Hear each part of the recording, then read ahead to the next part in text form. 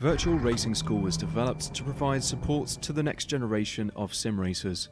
No matter if you're a rookie or veteran or what car or track you'll be racing, our goal is to provide training every step of the way.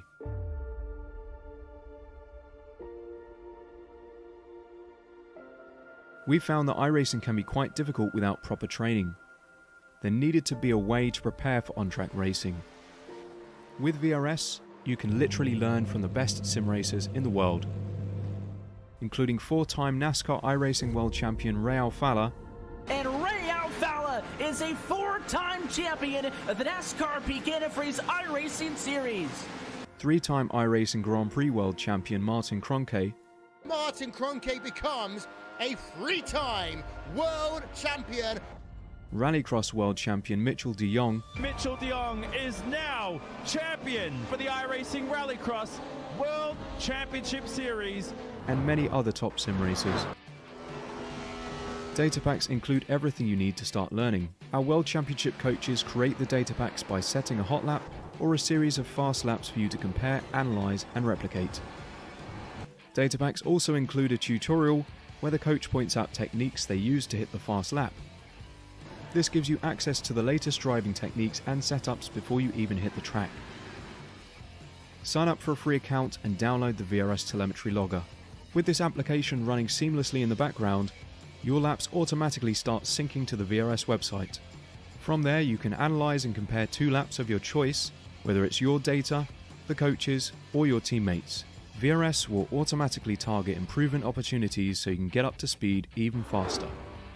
VRS also makes it easy for you to request and schedule one-on-one or group coaching sessions. These sessions can range from 30 to 90 minutes, and you can select the car, track, and setup combination of your choice.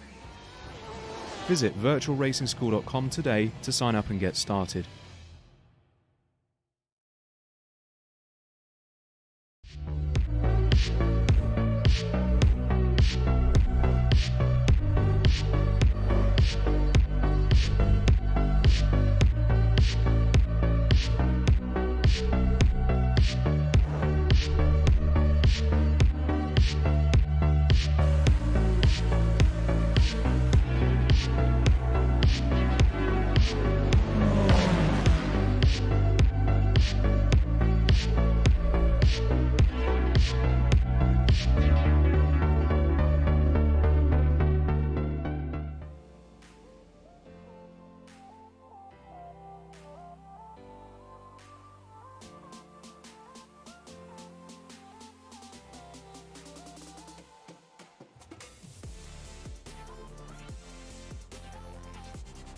Howdy, howdy, howdy, everybody, and welcome to the iGPFun Formula 3 series here at Imola, presented by Virtual Racing School. I'm Austin. I am joined by Marco Bobnair, and we are here live on Apex Racing TV. We are live, Austin, and the microphones are on, you know, unlike last week, so... Yeah. Last week we had a grand old intro and everything, and, yeah. Yep, we fix all of our issues. Definitely do not compare us to Eurosport.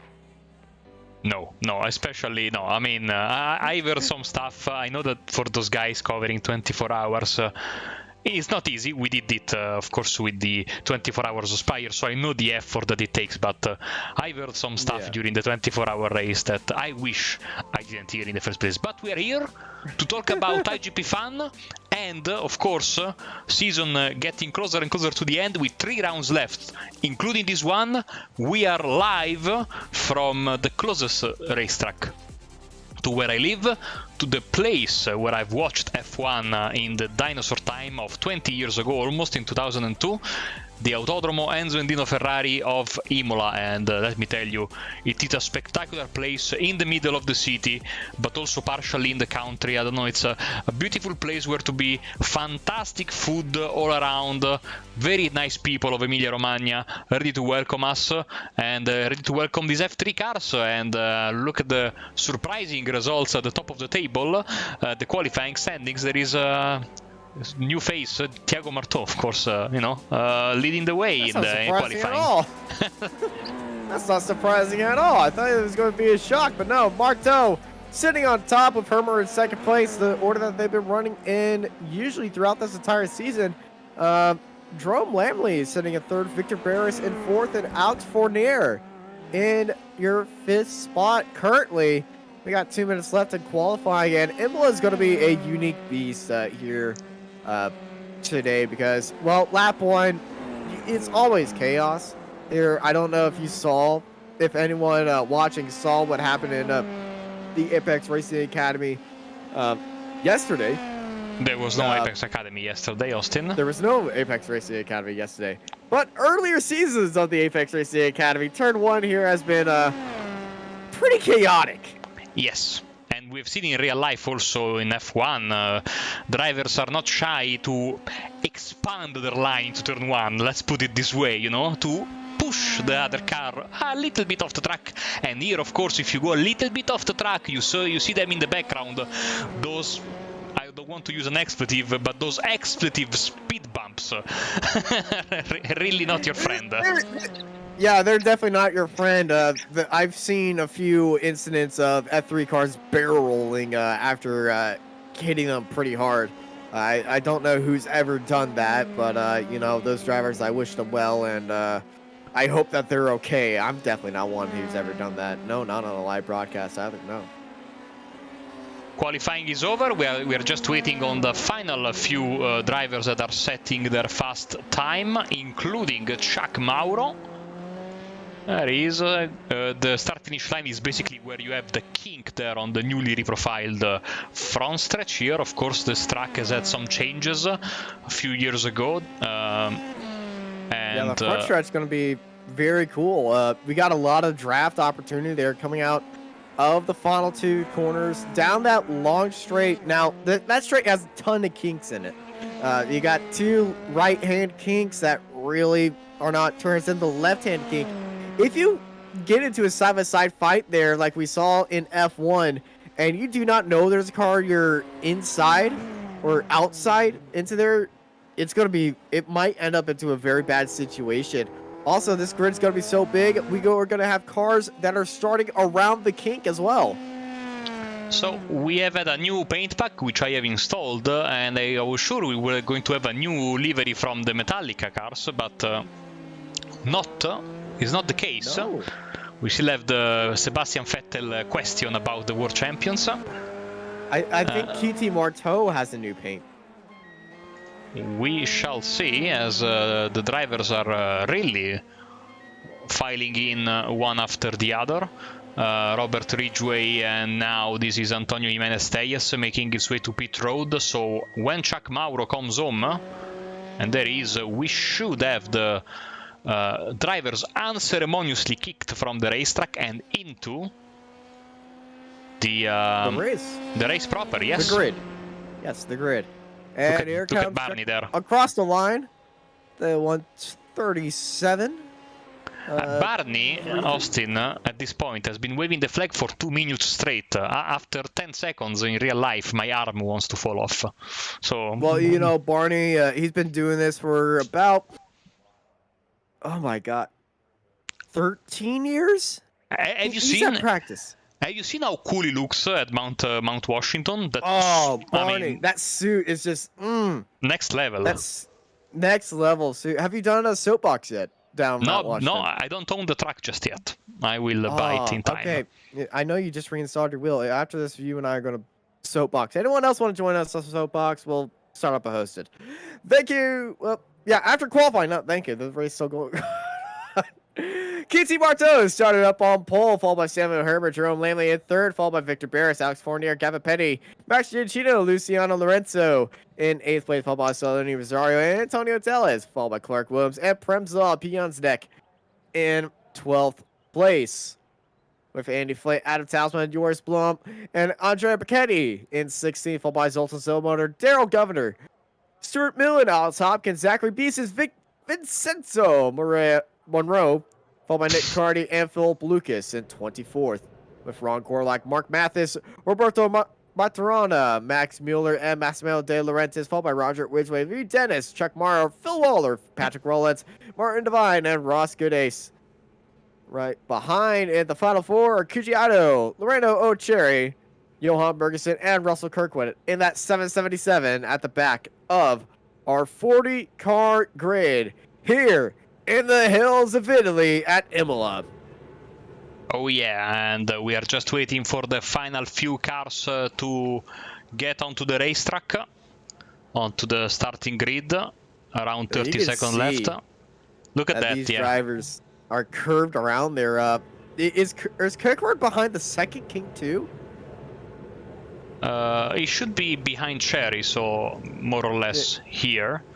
Yeah, can we get an onboard Cherry? He is not. No, sorry, he is there. There we go. Yeah, that's behind the main kink. Woo.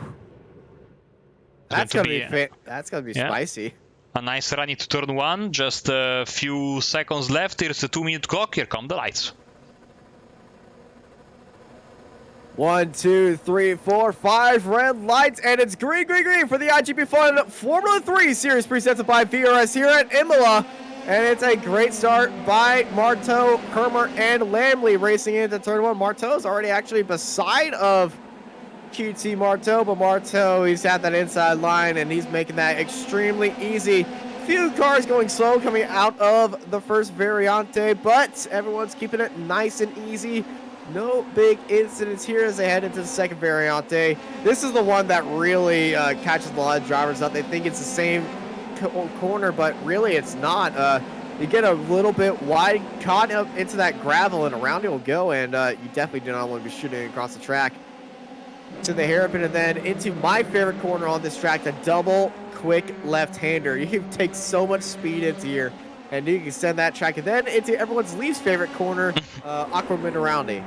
Yeah, the oil spill here at the exit of Acqua Minerali, always tricky part of the track. It's so easy to lose the car on the second corner or to go a bit wide and make an off track, which also punishes you with a hefty slowdown, so you need to be careful if you go a little bit wide. Also here, of course, if you use too much of the track coming out, and there we go, Max Giacchino. Giacchino around, too much mustard off the exit, around he goes. Oh. That's a big spin, and we got more. Mueller's around. There's a car pointing in the wrong direction. Max Mueller, you are right, Austin. Yeah. We got another car as well. Pionznek has had an issue. So drama all the way as our leader QT Marteau finishes the first lap of the race, and just like last week, it's Samuel Hermer in tow as Victor Barris defending from Alex Fournier on the start-finish line. Here we go, Barris able to defend.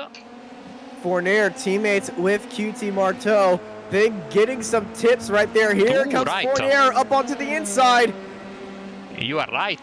There's a new livery for the Team Shazoo car, so you were absolutely correct. During practice, a switch back there and a mistake from the Canadian. Fournier's around. Maybe Austin, his first mistake of the season as a rookie. Of course, he's having a fantastic season. This is his first big mistake. And here comes Jerome Lamy going past Hermer. I believe Fournier was signed to Shazoo within last race.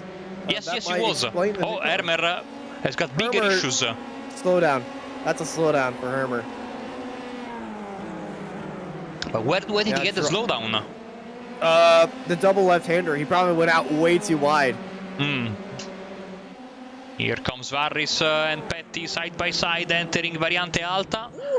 Coming out of it, very aggressive on those curves they are, Austin. And I'm surprised. I know the suspension, you can really damage them going over these curves, but all these drivers have enough practice. They know how much it can go. And speaking of how much it can go, Hermer up onto the inside, going in on Lorenzo, and now Hermer on the back of Petty. Look at how much speed he's carrying through. That left-hander so slick out there, but during practice they really rubbered in this track, and here comes Hermer onto the inside. Got a lot of drafts side by side. Hermer and Petty. Hermer easily up into 4th place, and speaking of this track being rubbered in, after that rain test a few weeks ago, we're glad to see this track back to 100%. Doesn't look like any of that rain really affected this track at all. And Austin, you have to know that Italy, on that note, Italy has been divided in half this year because basically northern Italy has been 1 week hot weather, 1 week torrential rain, as Marteau is a bit off there at Firatella, whilst where I live, Central Italy and Southern Italy, have been like Sonoma in the summer. so yeah, rain has been a big problem in these parts of Italy this summer, but thankfully the track is very, very dry, and we can also bring the weather. 31 degrees, spectacular day of summer. 23 in the air, it's a dream. I would sign. Yeah, Hopkins with a problem. Let me guess, it's a second Acqua Minerali corner. Yes, where is he? He's off in the wall. At the second Acqua Minerali. I think he just blown past the corner, missed the braking zone, might have locked up heading into there. And he's just trying to save the car at that point. No damage from what I can see. But here it is, heading into Acqua Minerali. He's got a car on his inside defensive line. And is this just going to be... Oh, he was hit! Got a bit of help from Max Giacchino. Ah, Max. Big hit into the flaps car. In the meantime, Victor Varris defending from Samuel Ermer as they go into the Villeneuve chicane. Not really a passing spot, but you know.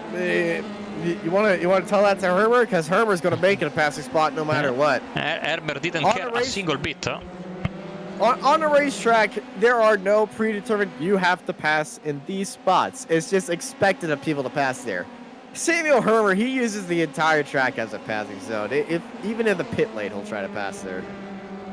And you know he's pushing Austin, 36.96, that's the fastest clean lap of the race so far. Slower than Marteau, but Marteau had an off-track somewhere. But you know, the slowdown for Ermer and the crash for Fournier, they created a massive gap at the front. 1.3 seconds between Marteau and Jérôme Lamy. And then Ermer is 6.1 seconds behind the leader, and look behind him, there is a massive train of cars, nose to tail with each other. Speaking of Fournier, where is he right now? This is wrong color, like the other Canadian. There is. Yeah, he's up into 18th after, down into 18th after that spin. You see Max Giacchino up into 15th after that controversial moment at the second Acqua Minerali corner. 36.7 for Marteau. That's the fastest lap of the race. Yeah, he answered that purple with a better purple right there as we continue to go on here at Imola. See Clark Williams here as Martorana in a battle with, well, that should be Robert Ridgway. It's not, it's Zachary Beeson, of course. Martorana is the red car, and then a couple of lap cars behind. That's Ross Goodacre, if memory serves me right. Yes, there is, with his white, red, and I should say lime color car. Oh, no. Ouch. Ooh. Ross got pushed out wide. He had to get off. Oh no, Ross! And that's Massimo De Laurentiis. Yeah, I think Laurentiis might have turned in on Ross right there.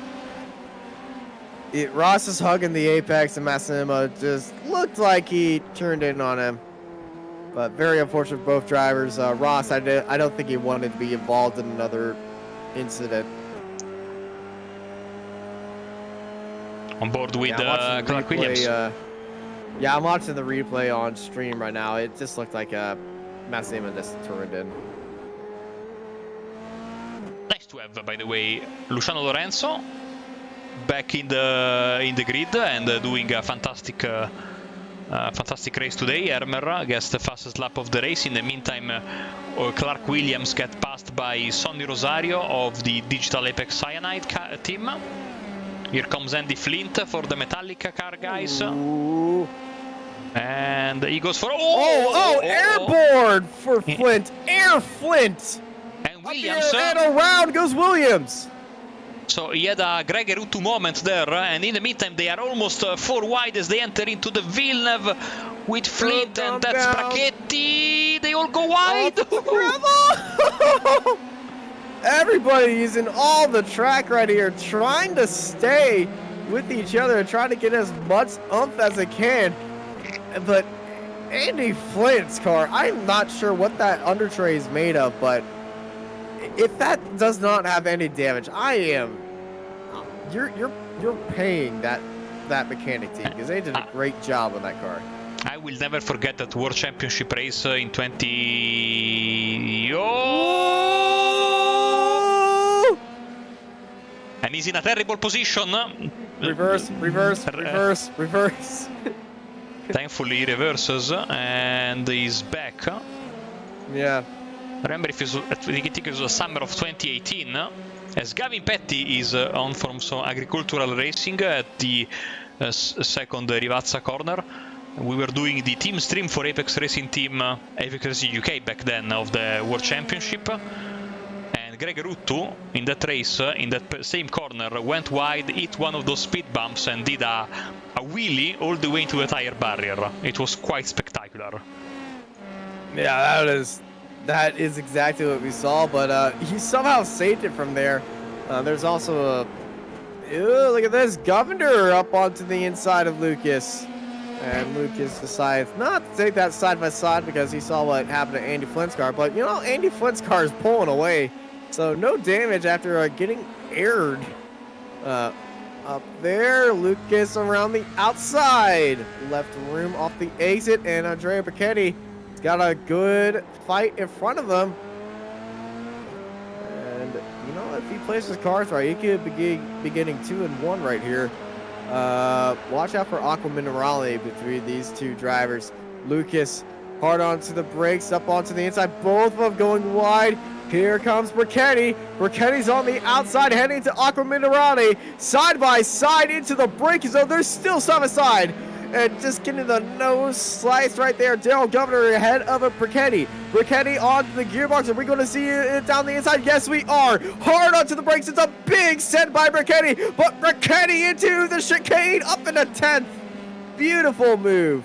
And Brachetti, I think, also sporting a new livery today. Yes. If I'm not mistaken. Very nice. He is using the F3 logo as well. That hopefully the FIA doesn't see us. It's the old F3 logo. No, it's the current F3 logo. I know it's the current F3, but it's on the old F3 card. Okay, well, that changes everything then. Yeah, he's not like me using the Formula 4 logo on the USF 2000 car. He's not doing that sacrilege. I remember when you had the brilliant idea of putting 100 kilograms of ballast on this car to make the F4. No, it was on the USF 2000. That's what I did. Are you sure? Yeah. Oh no, in KCR we put 100 kilograms of weight on it. That's because when we did that series, we didn't have the Formula. We didn't have the USF car. It was early first lockdown. I remember. Yes, it was. I think it was like the month after all of it started. Yeah, that series was really fun. We saw a lot of carnage, and we quickly got rid of that rule because it really upset the car and how it drove. And it quickly just turned into a Formula 3 series. Max Giacchino on board with him, riding the curbs at the Variante Alta. Jumping the curbs more like it. If we get a replay of how many times he went over the curbs, I think he spent more time on the curbs than on the track right there. Marto in the meantime. 1:36.076 by QT Marto. Holy lap time. That gap that was 1.3 seconds just a few minutes ago. It has now ballooned into 3.2 seconds. Therefore, Thiago Marto, especially thanks to the mistakes from Ermer and to an extent also to another potential challenger in Fournier, is really enjoying his time in the Italian, in northern Italy tonight. And who knows, he might even stop at the Rivazza. Maybe someone could throw a lasagna at him, which is a specialty of this part of Italy, and eat it on the way home. Maybe 3.3 seconds is not enough of a gap, but knowing his pace, we will see. But certainly, if you like your meat and you like your lasagna, pasta of all shapes and sizes, it's no surprise. This is one of my favorite parts of Italy to visit. And while you're talking that, I just bought a plane ticket to Italy. I'll be seeing you the iRacing off week. Still on board with Giochino. Out of is the second Aquaminelli corner. Look how much he's fighting with the wheel entering the corner. You almost have to counter steer every time, even with these cars.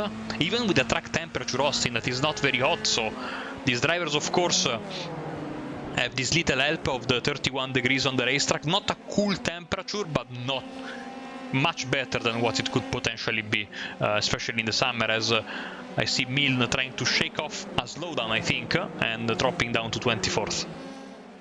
Yeah, Stewart's had a not the best race so far. And the slowdowns are so easy to get here, as we were talking about early on. To see the brakes actually glowing red hot as they go down the hill into that double left-hander. And look at this. Bloom and William. Yeah, Bloom and Giacchino. Giacchino down the inside. Up in the 12th place. But here comes yours, Bloom. Off the... Oh, no! Tellez making contact with Beeson. Beeson in the wall. Tellez has lost his wing. I believe that was Antonio Tellez's wing off right there. So here's what happened. There goes Beeson around the outside, and Tellez gets into him, and boom. Yeah, that's Tellez's wing, and that's a hard impact for Zachary Beeson. I'm surprised the wing stayed on for that. So the rear wing. Yeah. Also, I think he's crapping a bit. Something is hitting the floor. The wing is still there, but it is very bent, and also the nose is bent on this car.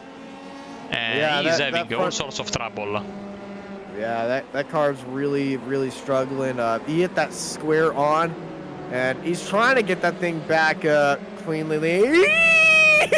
Wow, okay. Oh, Pignon check. Very brave. Piontek, I don't think was expecting it for him to be right there. You know, slow car on the racing line, but oh man, you do not want to be passing a crapping car at the narrowest, well, probably the narrowest point. I know this section of the track famous for its red flags coming out of Aqua Minerale, because it's pretty much someone's backyard, so it's just one giant wall and it's just a walled-in area. Is that what it is? Yeah, no, it's there are people living just outside of the, you know, when you come out of Variante Alta into Rivazza, there is people houses there. That's why I said, you know, you could get there in the runoff of Rivazza, go down the window, and then you ask for a lasagna, they throw it to you, and you continue.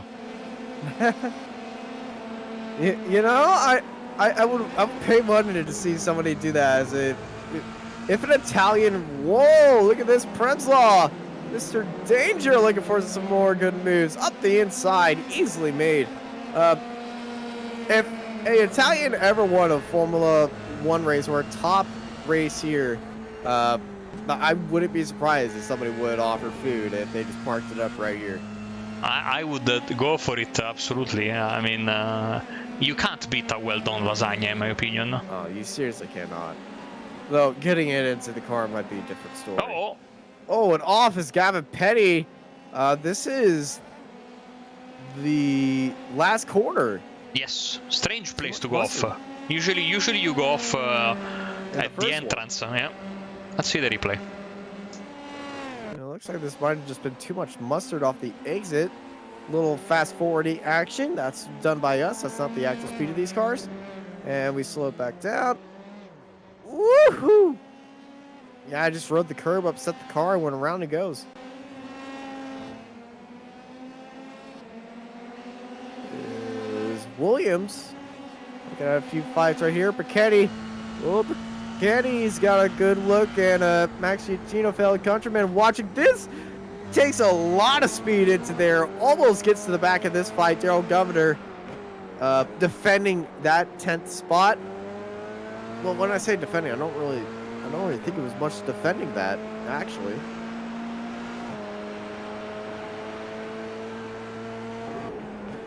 See, Giacchino, of course, Austin, if you remember, last week also he had a big issue, and they had to... Oh, and now a little bit of an Italian connection moment for Giacchino. You definitely do not want that. If you're Daryl Governor, you got 2 Italian connections right behind you. So the brakes and Brachetti and Giacchino, both of them. And oh, Governor went out wide over the grass. Victor Barris is off wide in the final corner as well. And I think Daryl Governor might have picked up a slowdown. He's still there. Let's see if he has to shake it off. He's a bit sideways entering the final corner, but now, of course, we'll have to defend. He's losing a lot of ground. Right here comes Brachetti. Brachetti's in the opportunity to make that move. No DRS, no driver assist, no anything. It's just all-out pace, all-out draft, and all-out use of the track, and that's Brachetti easily up the inside. And I think Governor served that slowdown pretty smartly.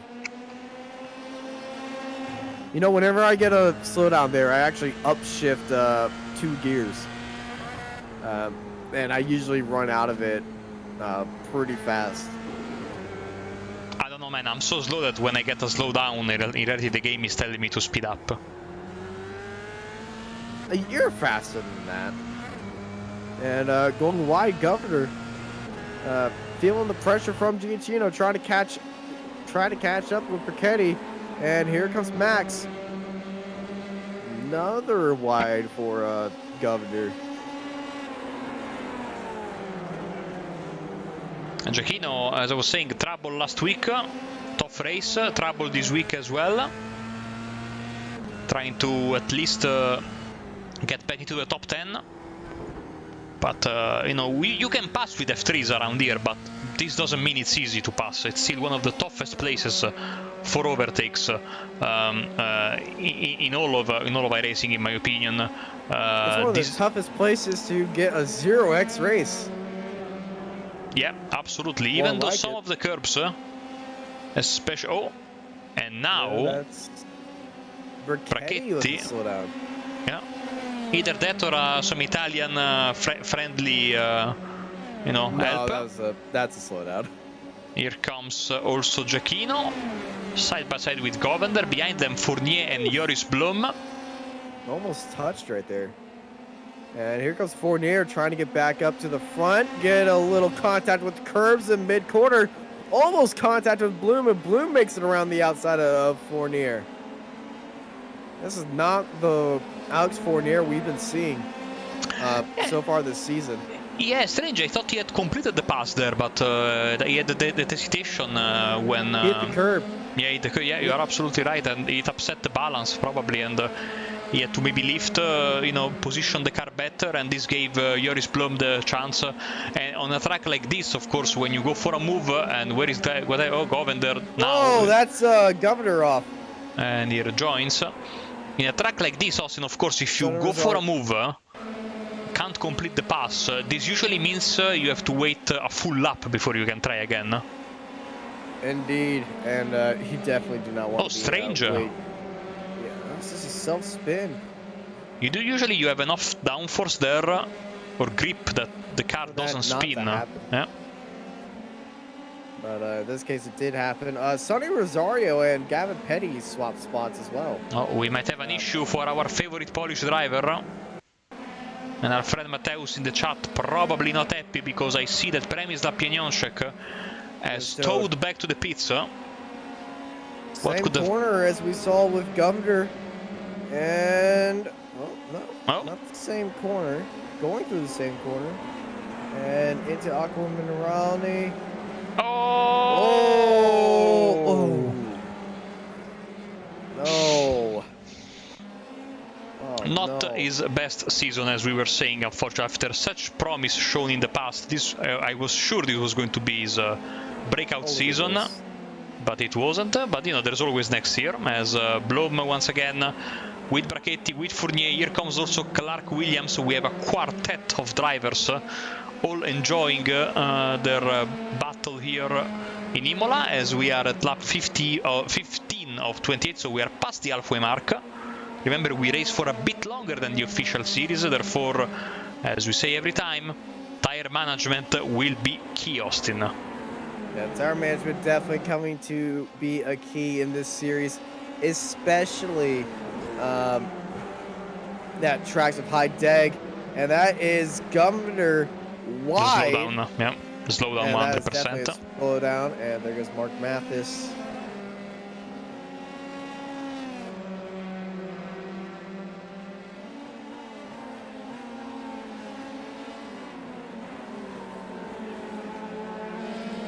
But yeah, after this we'll have 2 more rounds, and next round is going to be more off track. Next round is going to be a track that off tracks are kind of encouraged. There, to the point that iRacing, because of it, put an entirely new off track model into it, and that's going to be Red Bull Ring, the entire course. So you know, we're going to be seeing some good old F3 fights around the beautiful hills of Austria. Then, if I'm not mistaken, we round up the season at Silverstone. As around the outside goes Williams on Fournier, look in front of them. Blom and Brachetti also going at it. You see the accordion effect very clear in these pictures. You know, one corner they are all spread out, one corner they all clamp together. And now they try to... You know, this is our version of the DRS train, but of course it's much better than a DRS train. Yeah, because no one's using DRS. No one has DRS, and you know, the Dolores they use now, they have DRS and they look awesome. But you know, there's just something about this old car that just everyone loves. It just fits so well in the sim.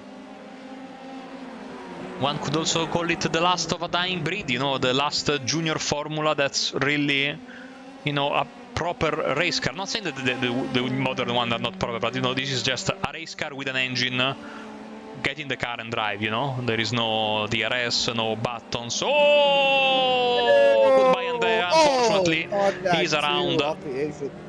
I don't know if there was contact with Alex. Let's see the replay. Look, front right wing is damaged. Yes, it is damaged. Poor Andrea. And Fournier, the innocent bystander, also sporting a Lewis Hamilton helmet. Hopefully the FIA doesn't see us. Oh, hopefully Lewis doesn't see us. I don't think I've... Oh, it's just the slightest touch to get all that damage right there. The FIA won't care about copyrighted helmets. It's more the drivers. Or the artist that designed the helmet. Let's check in with our leader, shall we? We have abandoned him to the green pastures of northern Italy, but he's still there, 4.6 seconds, almost in lasagna range. So if you go on board with him, you see all the apartments, look at that. Yeah. Just go next to the wall, they will chuck it at you and you can continue. Yeah. You know, they might shower you in some other stuff as well. Depends on on the car you are driving. Car you're driving and what country you're from. Yeah. And you know, if you're like 135.988, you know, GT Marteau, he's definitely liked by everybody here. Samuel Hermer steals that fastest lap. But yeah, Marteau definitely probably one of the most liked drivers on the grid. So fast and well, extremely clean. And the reason why I say extremely clean, he's never around anybody to really get an incident point. And even on our SDK off-track incident points, which is not the iRacing off-track incident points, it's our own little GPS detector thing, magic wizardry. We can see roughly on how an estimate of how many off-tracks that some drivers have had. Remember, this is just our estimate. It's not actual thing. But looking at Marteau, he's only had one off-track. As Rome Lamley has had 13. By the way, we had an issue for Leonard Cherry, who didn't set a valid qualifying lap. He's having a tough race. He has stood back to the pits. Let's see why. Well, he got a little bit of help. It was actually a massive smash. I don't know. Help would just been a light tap. That was a full-on slap across the face right there. Max Mueller, well, really heading maximum speed into that corner and just straight into the back. You see how far he went. Yeah. Like, he avoided the wall. And that just shows you how safe that this track is. Maybe too safe, one would think, to one extent, even though the changes made in 2000 and something made it a bit more, you know, because the Imola was really, you know, Imola I think got the knee-jerk reaction of course, you know, being the you know the track where everything happened. As here we go with Lucas on the back of Rosario, the Austrian driver, around the outside of the Canadian driver. Can he complete the pass? Not the hardest braking zone here. It has the Barcelona syndrome, having a long straight and a not very hard braking area, but hard enough for Lucas to complete the move. So they really changed. They made this track as safe as possible. Again, I don't want to say too safe because maybe that's a bad thing to say, but you know, Tamburello, incredibly dangerous corner. Villeneuve, very dangerous corner. You know, they were a bit, you know, they were the character of the racetrack. So, but yeah, you the know, character, the knee-jerk reaction from 1995 to 2006 really broke up the course, especially with that ugly front straight chicane that they kept for the motorcycle racing, but in 2008, the version that we're on right now, it's a lot. It's the version we're on right now, but from comparing from what it is from 1994, Aqua Minerale, I think, would be a lot more hated if we were on the 1994. Yes, man. Aqua Minerale was terrible. There was also switchback hairpin. Yeah, I mean, and there was no runoff at all at Aqua Minerale. Also, Which just makes watching those old races just insane. Even though Tamburello is just insanely fast. Dear. Full Sultan Zone motor off in Riviazza, and you know, Riviazza is probably the only corner that stayed. Riviazza and Tosa, and maybe Piratella are probably the only corners in all of Imola that have stayed exactly the same throughout all of its years. I don't know how they didn't make on. This was a Hungary first corner moment, with one of the cars completely in the grass and the other just, you know, minding their own business. Thankfully, there was no contact. Bit incredible, if you ask me. There was no contact from there.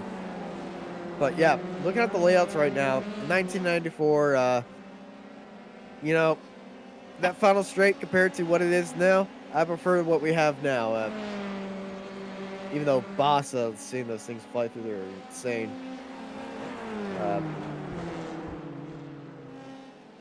You know, also the problem was that when they had the chicane there on the front stretch, the Variante Bassa, the start-finish line was straight out of it, like in Magny Cours, so you really, you know, didn't have space to... It was not a passing spot regardless, it was just to slow the cars down. But, you know... yeah, even back then they knew it was too fast. Anyway, I really like this new Imola much better than the one post-94. I have to say, was happy that F1 came back. F1 left not on safety grounds, but... financial, I believe. It was both financial and also the infrastructure not being, you know, back then, and still now they are really big on having all sorts of amenities around the racetrack. Imola didn't have and doesn't have them right now, especially because there is not a lot of space to build the amenities like hotels, etc., because we are in the middle of the city. But you know, the circumstances made it so that we had F1 back last year, and so it was, and this year as well. So very happy, especially. Races were pretty good. Yeah, as I was saying, you know, this place has a special spot in my heart because I will never forget the screaming V10s in 2002. It's something you cannot explain right now. The 19, because Alex Young of Minardi failed to qualify. 19 screaming V10s. Oh man, Austin, you know. It almost brings me to tears. It right now, and I'm in bliss. Like I'm just sitting here imagining that, and just You know what? I'm going to go. I know what I'm doing the rest of the day. I'm getting on F1 TV and I'm just watching some good old Imola archive races, and we've had it off right here. Bloom's going slow. Yeah, and I think he got Williams with him, or Williams got him, but they went off together. Let's see how. Sympathy offs for both of them. Yeah, okay. Yeah, slow down for both of them, and no contact, just flow. Reed Dennis is off out of Tosa. Yes, he Too is. much mustard off the exit. So Fournier is now into 13th and is in front of Matisse, the Frenchman, and Daryl Govender, another driver who's had a couple of issues here and there, going for the move up to P14, but he's on the outside, not the easiest place to pass. Austin, the one thing I will never forget, as now again we have Blom and Williams, is that... Yeah, this time was up the inside, very tight off the exit, giving them both room. Yours Bloom giving some room, well, got into the ground just a little bit, throwing up a little bit of dirt. You know, But, the sound of those cars stayed in my head for like, you know, when you go to a very loud event, especially racing, and then you go to bed that night, you can hear it the... still follows. Yeah. It's like, I had the same moment, but my sound, it's not Imola F1 cars, probably because I'm not Italian and I had never been there. But the race that I have experienced, probably more than any other race that sound stuck in my head, is 33 Indy cars just zooming past at 220 miles an hour. Exactly. That sound is stuck in my head. And when you go to bed at night, you close your eyes and you can still hear the cars. No, that stayed with me for 3 days. I'm still hearing them. I'm still hearing them. Like, it's moments like, it's stuff like that that really intoxicates us to really love motorsports. It's hard to describe, like, what really makes us passionate about motorsports. The sound, the sights, the smell, you know. Smell, moments like that, and yeah, we're about to get poetic here, but next thing you know, we're writing greatest hits of racing. It's just like close racing too, but it's really just like, oh, for me, it's the sound and the sights of it. It's just insane. Even on track, I'm still taking it all, which probably explains my pace all the time. I'm not looking at the track at the time. You told me about the smell of Road America. Oh, Road America? Bratwurst? Oh, Harris is in the wall. Hard crash. That was strange. Suspension, the front right is completely destroyed. They will be lucky to bring that back to the pits. He went straight off. Yeah, Victor Barris probably was smelling too much lasagna right there. Took a little bit too much curb. He was in... No. There was no one around him. Yeah, it was a lap car ahead of him. But, yeah, that's what happened. One curb. Oh, he's already snap oversteer. Just no control. Yeah, Austin, but I've never seen a car hit the wall that way, you know? Like, he was already... He had a snap oversteer moment. He landed on his front wheels, but his back wheels were not off, and he was already turning for that second corner, and that already pre-rotated the car, but the back of the car wasn't planted yet, and it kind of acts like a MX-5 going over classic Lime Rock Park. If you have the wheels just slightly turned to the right, it will shoot off to the right. That's what kind of happened here. That's the risk you take with these chicane jumps. So everyone is up one spot. Yeah, beautiful. Everyone up one spot, and you are right. Great pass by Govender. He finally gets rid of Mark Matisse, so he's up into P13. Yeah, not fully got rid of him. Matisse is going to be right there behind, and in the draft is going to get him back, and this is what you get here.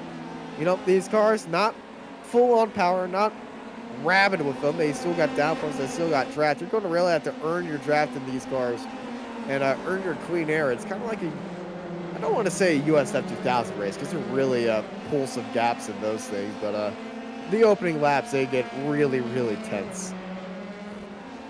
But you're really going to have to play the game here because, you know, Imola's got that massive front straight, and you're really going to have to earn your speed through the second part of Imola. speaking of earning that, Zoltan Zomotor, he's going to try to earn that before the front straight, looking up the inside of Robert Martirana, and that's just a little send of a fake. You know, Austin, look at this group of cars here, from Martorana all the way down, I think, to Carty. Yeah, Carty. And you know, this race is almost over, so they will have to, you know, if they want to make a move here, and of course you always have the issue that in a group like this, if you go for a move and you make a mistake, instead of gaining a place, you lose 5, you know, so it's always a tough decision. It's give one, take 5. You really have a big choice here, and this is where you're going to have to be like, I know I am faster with him, I want to fight him, but you got to think big picture here. There are 40 cars here. I made up 12 spots to be here. Should I really risk a 13th spot and, you know, not be just be okay with, like, I didn't race this guy as hard as I wanted to, but I made up the spots that I really wanted to, and you kind of get that vibe of a few of these drivers, especially in championship stuff. I know Alan Prost was like that. Like, he got up to spots where he needed to be, and he didn't race anybody harder than they needed to be, because he just needs to be right there and always consistently finishing instead of the most wins or podiums. You just want to always be there. And that's kind of what Prost was really good at. Yeah, and of course Prost losing a title for Alpha Point, so that was a big lesson in his career of, you know, always making the most of your opportunity and don't waste points, because, you know, when you lose a championship by Alpha Point, it's quite, I would say it stings a bit, you know, just a bit. What was the half a point from? Was it a car swap or something? No, it was because of the suspended Monaco Grand Prix. Remember the Grand Prix in the rain when Senna was driving with the Tollman and putting on a show, he no? was waving his arms around saying stop the race. So they stopped the race and they gave away half the points. If that Grand Prix didn't have that rain, that we wouldn't be talking about. Oh, Zoltan! Extremely loose out of the first chicane. Here comes Chuck. It's just keeping a nose on the inside. Not really going to send it. And I have to say, this race is flying away quite quickly. We only have 2 laps left in the race. The leader, Marteau, has just crossed the start-finish line. He's almost 3/4 of a lap ahead of this group here. And you know, we are all aiming for the usual 45 minutes that we get in iGPFun. Is that the action has been so exciting that this has really gone by quickly, as we are still on board with Chuck Mauro. Look how much they are fighting with the wheel, and there is a car off. Off goes Zomotor. That's a big crash. Zoltan is out of this race, coming out of Aqua Minerale. It looks like he got onto the curb, tried to correct it, the back end just went out. Get our replays there. This is Philip Lucas that also had an issue. We got a car off right there. Stayed on to the inside and hooked it around. And then here's that bang hard into that Armco wall. So Lucas was off, and Rosario went past him after that off. So now Lucas wants the position back. Yeah, Lucas almost getting into the gearbox of Rosario with 2 laps left around the outside of Tosa. Sonny Rosario, Philip Lucas, side by side. Philip Lucas actually making that move work. Up 18 spots for Philip Lucas today. So not the best qualifying, but he certainly has the pace around here. Go down the hill at Aqua Minerale, but we have a contact, and off goes Alex Hopkins in this group we were following. So Hopkins down to 19th. Where is the leader? There is a white flag. Sale La Blanca. 1 lap to go for our leader. Still 1.5 laps for these guys who, you know, they're still in the opening part of the track right now. Chuck Morrow in the fight with Adam Talsma. And both of them been having a good... Chuck's been having a better day than Adam. Adam is falling down the field just a little bit, and this is Bloom and Williams. Try to separate Bloom, Joris Bloom, out of any car because he's been having an up and down day, and he's always in a fight. Clark Williams getting pushed out wide. Bloom down the inside, stays in 10th, but that's probably where Clark wants him to be. Clark going to use all that draft, and we might be seeing a big send by Clark very soon. It's the last lap at Imola, so usually we see always 1 or 2 lunges at Rivazza, which is not the easiest passing spot, especially because you're breaking downhill. That can... we're going to really look for it. Where is our leader? Smoke up ahead. We got some smoke up ahead, and there, Marteau just came out of Alta, and he's heading into Rivazza. That was Ito-san. That was speeding and recovering, but for Thiago Marteau, last corner. Last corner, and Thiago Marteau, dominant as ever. The Netherlands has themselves the champion. Number 22, Thiago Marteau, takes checkered in a dominant fashion, but it's not a grand slam. Samuel Hermer snipes it away at the last lap. Hermer finished 3rd. Jerome Lamley jumped in. Hermer finished 2nd place. And the race is not over. We still got to the battle for 13th going on. Fournier, after such a good qualifying performance, like always, just not the race he wanted. Couple of battles to the side, as you were saying, Austin. One of them is this between Blom and Williams. Seems like Joris will be able to bring home the car in P10. Let's also see here we have Adam Talsma defending from Chuck Mauro, 2 veterans of the series. No lunge at Rivazza, too much respect between these drivers. And that was the closest battle we had on the field. Let's see, not a lot of space here to get the draft and complete the overtake, so Talsma will finish 16th, and of course Martorana 15th in front of them.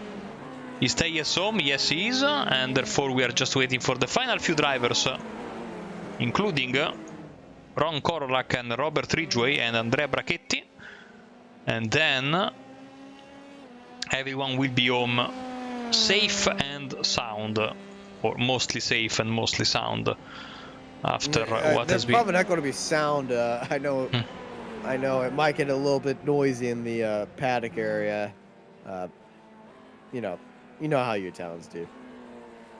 It is your winner then, Thiago Marteau. Congratulations, another great victory. Let's have the race results, which should be on your screen right now, and there they are. So your winner, as we were saying, is Thiago Marteau in front of Jerome Lamy. What a race from the rookie, fantastic stuff. Great 2nd place. Samuel Hermer recovers from an earlier slowdown and finishes 3rd in front of his teammate Gavin Petty in 4th, and Luciano Lorenzo, great to have Luciano in 5th. Philip Lucas then is 6th in front of Sonny Rosario. Max Giacchino on the comeback after a spin is 8th, Andy Flint 9th, Joris Blum in 10th in front of Clark Williams, Daryl Govender, Alex Fournier, also on the recovery, a good recovery drive from Alex. Mark Matisse, Roberto Martorana, Adam Dalsma, Chuck Mauro and Nick Carty in 18th. Then 19th was Alex Hopkins and 20th was Ron Korolak. Robert Ridgway in 21st in front of Andrea Brachetti, Victor Barry, Stuart Milne, Antonio Tejas, Reed Dennis, Ito-san, Koji Ito in 27th, and Zoltan Zomotor in 28th. 29th was Massimo De Laurentiis in front of Patrick Rowlands, Ross Goodacre, Martin Devine, Max Mueller. I think from Max backwards they're all retirees. Leonard Cherry, Phil Waller, Przemysław Peniążek, Zachary Bison, Vincenzo Morrone, Jor Birgersson, and last but not least was Russell Kirkwood. And these were your final results from sunny Imola. And as Austin was saying, next week we will pack our bags, go north, not much north, just a few hours away from here, to be fair, Austin. And you talked about it, of course, Red Bull Ring, the newest road course in iRacing. But, you know, it's almost 3 months old now. Second newest, I must say. What is the most recent road course? Mount Washington. That is not a road course, that is an hill climb. It is. So And also it is a road considered... license. No, it's a rallycross license. It is rallycross license. So let's go back to the there's a road.